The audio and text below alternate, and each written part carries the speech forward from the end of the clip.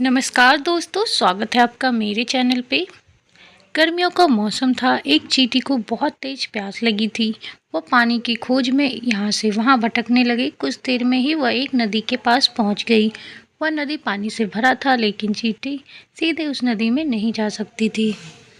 इस वजह से वह एक छोटे से पत्थर पर चढ़ गई और वहीं से झुककर नदी का पानी पीने की कोशिश करने लगी। जैसे ही चींटी पानी पीने के लिए नीचे की तरफ झुकी, वह नदी में गिर पड़ी। उसी नदी के किनारे एक पेड़ पर बैठा कबूतर यह सब देख रहा था।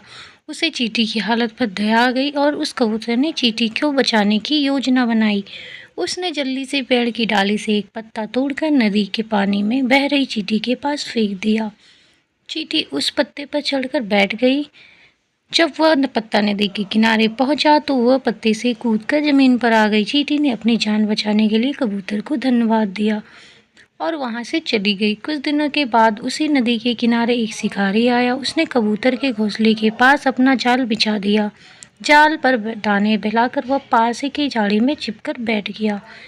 कबूतर शिकारी उसके जाल को नहीं देख सका। उसने जमीन पर जब दाना देखा तो वह उसे चुगने के लिए नीचे उतर गया और शिकारी के जाल में फंस गया।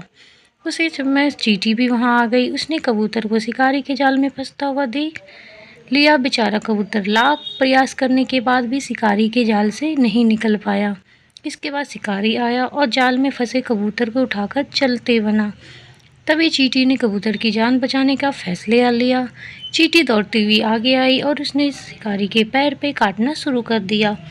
चींटी के काटने के कारण शिकारी को बहुत दर्द होने लगा। उसने जाल को नीचे फेंक दिया और अपना पैर साफ करने लगा। इसी बीच मौका पाते ही कबूतर जाल से निकल गया और वह तेजी से उड़ गया।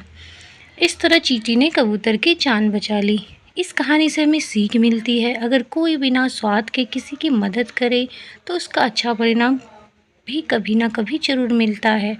अच्छे व्यक्ति के साथ हमेशा अच्छा ही होता है। अगर आपको ये कहानी अच्छी लगी हो तो लाइक करें, कमेंट करके ज़रूर बताएं और मेरे चैनल को सब्सक्राइब करना ना भूलें। Thanks for watching.